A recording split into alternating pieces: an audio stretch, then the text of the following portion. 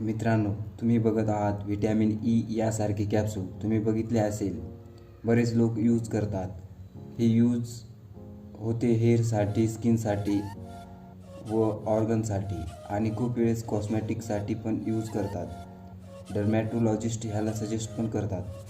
तर आज आपण या व्हिडिओमध्ये सांगणार आहोत व्हिटॅमिन ईचे फायदे तोटे, आपल्याला किती घ्यायला पाहिजे व त्याच्यासोबत साईड इफेक्ट त्याचे काय.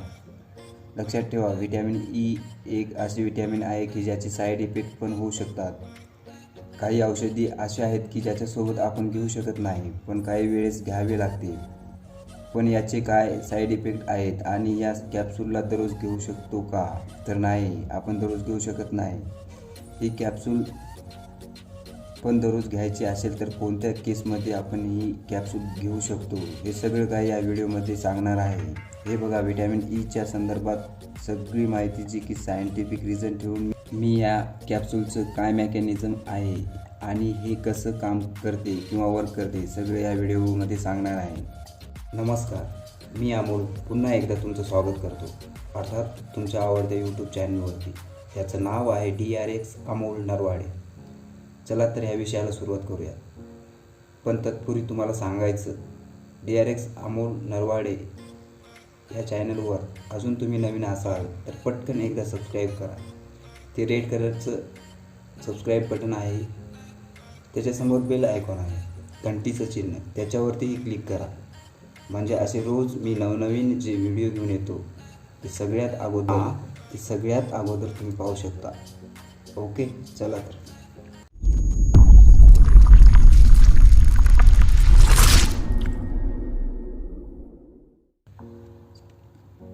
मित्रांनो, आपल्याला माहीतच आहे की व्हिटॅमिन ई हे फॅट सोल्युबल व्हिटॅमिन आहे आणि आपल्या शरीरात स्टोअर असते जेव्हा केव्हा घेता. मी तुम्हाला या अगोदर सांगितलं की व्हिटॅमिन ई हे 2 प्रकारचं असतं, फॅट सोल्युबल आणि वॉटर सोल्युबल. वॉटर सोल्युबल ज्याला तुम्हाला दररोज घ्यावे लागते आणि घेता पण स्टोअर नाही होत आणि ते पुन्हा निघून जाते. पण इथे फॅट सोल्युबल हे असते की फॅट्सच्या सोबत स्टोअर होते, ते म्हणजे ह्याला आपण दररोज घ्यायची गरज नसते, त्यामुळे दररोज पण घेऊ शकतो. पण कोणत्या कंडिशनमध्ये, कोणत्या कारणामुळे? आता एक गोष्ट येते की आपल्याला शरीरात व्हिटॅमिन ईची कमतरता आहे. आता बघा, याचं कारण, ह्याचं सिम्पटम्स हे आहे की आपले केस ड्राय होत असेल आणि केस गळत असतील किंवा हेअर फॉल होत असेल तर कदाचित व्हिटॅमिन ईची कमतरता असू शकते. त्याबरोबरच काही मसल पेन होत असेल तर आपल्या व्हिटॅमिन ईची कमतरता असू शकते. नर्व सिस्टीमच्या संदर्भात काही प्रॉब्लेम होत असेल हाताला पायाला तर आपल्याला समजू शकते की व्हिटॅमिन ईची कमतरता आहे. त्याचबरोबर डायजेस्टिव्ह सिस्टीममध्ये काही प्रॉब्लेम होत असेल तर हे पण व्हिटॅमिन ईची कमतरतेचं कारण असू शकतं. पॅनक्रियाज, लिव्हर त्यामध्ये काही प्रॉब्लेम जाणवत असेल तर व्हिटॅमिन ईची कमतरता असू शकते. आता याच्या फायद्याची गोष्ट येते की काय आहेत व्हिटॅमिन ईचे नेमके फायदे. याचं पहिलं बेनिफिट हे आहे की कोलेस्ट्रॉलला बॅलन्स करण्याचं काम करतं. तुम्हाला माहीतच असेल की कोलेस्ट्रॉल आपल्या शरीराला किती महत्त्वाचं असतं, गरजेचं असतं. गुड कोलेस्ट्रॉल आपल्याला माहीतच आहे की आपल्या शरीराला किती ऑर्गन्स आणि नर्व फंक्शनसाठी खूप फायद्याचं आहे. तुम्हाला माहीत असेलच, कोलेस्ट्रॉल बॅलन्स किंवा नॉर्मल असेल तर आपलं शरीर किती निरोगी राहतं. परंतु काही वेळेस कोलेस्ट्रॉल ऑक्सिडाईज होतं, त्यामुळे कधीकधी आपल्यासाठी खूप घातक पण ठरू शकते. घातक ठरते केव्हा, तर कोलेस्ट्रॉल ऑक्सिडाईज होते तेव्हा. पण व्हिटॅमिन ई काय करते, कोलेस्ट्रॉलला ऑक्सिडाईज होण्यापासून वाचवते. ज्याचं कारण आपलं हृदय, आपला वेन आणि जितके अदर ऑर्गनचं फंक्शन असतं ते बहुधा स्मूथ राहतं, त्यामुळे आपण निरोगी राहतो. हे काम असतं व्हिटॅमिन ईचं. दुसरं बेनिफिट हे आहे की फ्री रॅडिकलसोबत लढते आणि काही डिसीज चालू होत असेल तर त्याला प्रिव्हेंट करण्याचं कामसुद्धा व्हिटॅमिन ई डिसीज होण्याच्या अगोदर त्याला नाहीसं करते. आपल्याला माहीतच असेल की व्हिटॅमिन ई हे खूप भारी ऑक्सिडंट आहे आणि आपल्या शरीरात फ्री रॅडिकल्स बघायला मिळतात, त्याला किल करण्याचं काम करते. तुम्हाला माहीतच असेल की फ्री रॅडिकल्सचं आपल्या शरीरात नसतील तर रोगप्रतिकारक शक्ती ही खूपच चांगली असते आणि जेवढी ही ऑर्गन्स ते खूप भारी वर्क करते. आणि हे केव्हा केव्हा फ्री रॅडिकल खूपच भयानक आणि त्रासदायक पण ठरतात, ज्याच्यामुळे हार्ट डिसीज पण होऊ शकते किंवा कॅन्सर पण होऊ शकतो. तिसरा बेनिफिट खूपच महत्त्वाचा आहे की मुले आणि मुलांसाठी आणि सगळ्यांसाठी स्किनचा प्रॉब्लेम, स्किन डॅमेज होते तेव्हा स्किनला रिपेअर करण्याचं कामसुद्धा व्हिटॅमिन ई करते. आपल्याला शरीर किंवा स्किन कॅपिलरी वॉल आहे त्याला स्ट्रॉंग करते आणि त्यासोबतच इम्प्रूव्ह पण करते. इलॅस्टिसिटी व्हिटॅमिन ई यूज केल्यामुळे खूप चांगली होते. त्याचबरोबर आपली जी स्किन आहे मॉइश्चर होते. मॉइश्चराईज म्हणजेच नेमकं काय, तर मॉइश्चराईज म्हणजे त्याचं जे pH लेवल आहे ते मेंटेन होते, सफिशियंट हायड्रेट होते.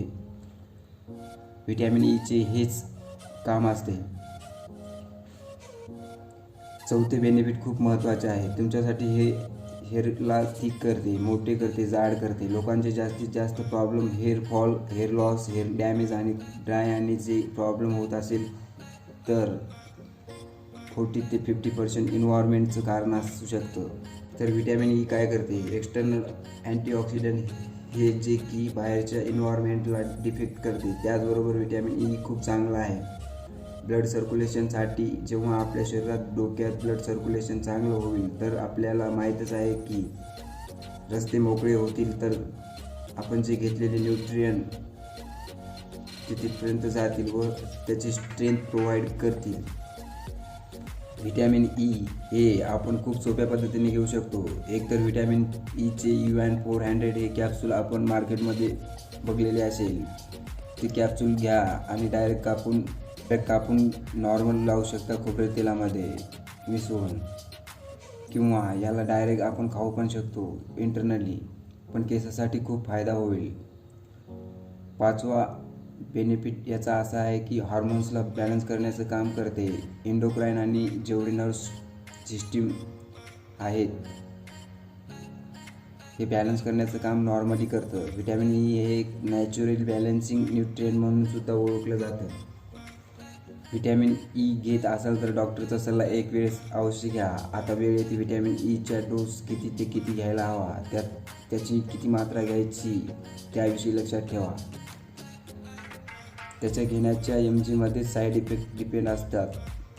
जर 1 वर्षाचा ते 8 वर्षाचा मुलगा असेल तर त्याला 6 ते 7 मिलीग्राम व्हिटॅमिन ई मिळायला पाहिजे आणि 8 ते 13 वर्षाच्या मुलाला 11 मिलीग्राम व्हिटॅमिन ई मिळायला हवं, मेल असो की फिमेल.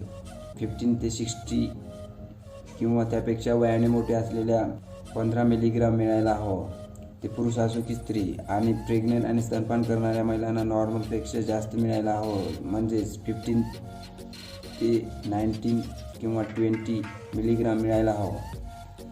हे असतात त्यांची डेली रिकमेंडेड. आता गोष्ट येते की व्हिटॅमिन ईची कॅप्सूल असतात जसे की UN-400.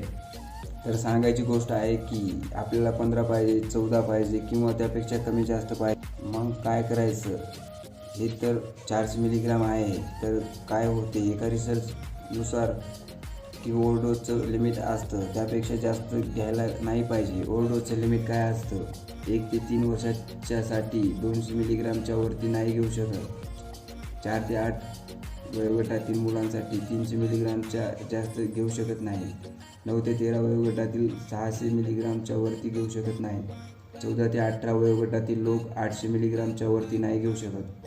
18 सालच्या वरील महिला, पुरुष व मुले 1000 मिलीग्रामच्या वरती घेऊ शकत नाहीत. म्हणजेच हे कॅप्सूल येतात मार्केटमध्ये ते 13 वर्षाच्या खाली लोकांसाठी नाही आणि ते घेऊ नाही शकत. म्हणजेच हे मार्केटमध्ये UN-400 नावाचं कॅप्सूल येतं. आणखीन दुसरे पण येतात 200 mg, 300 mg. त्या मिलीग्रामवर लक्ष ठेवा आणि त्याचा ओव्हरडोस होऊ देऊ नका आणि त्यापेक्षा जास्त घेऊ नका. काय आपण नॅचरल सोर्समधून घेऊ शकतो का, तर नक्कीच घेऊ शकतो. नॅचरल सोर्समध्ये सगळ्यात जास्त मिळते, जसे की सनफ्लॉवर सीड्समधून 1 कपमध्ये 33 mg व्हिटॅमिन ई मिळते. बदामापासून पण आपल्याला मिळते 32 ते 33 mg. मँगो, टोमॅटो, पालक यामधून पण व्हिटॅमिन ई मिळते. व्हिटॅमिन ई तेव्हाच जेव्हा गरज असेल आणि तुम्ही रेग्युलर जर घेत असाल तर डॉक्टरचा सल्ला नक्की घ्या. आणि माझं पण सजेशन आहे की दररोज घेऊ नका. स्किन हेअरचा प्रॉब्लेम असेल तर व्हिटॅमिन ई घ्यायच्या अगोदर एकदा डॉक्टरचा सल्ला नक्कीच घ्या.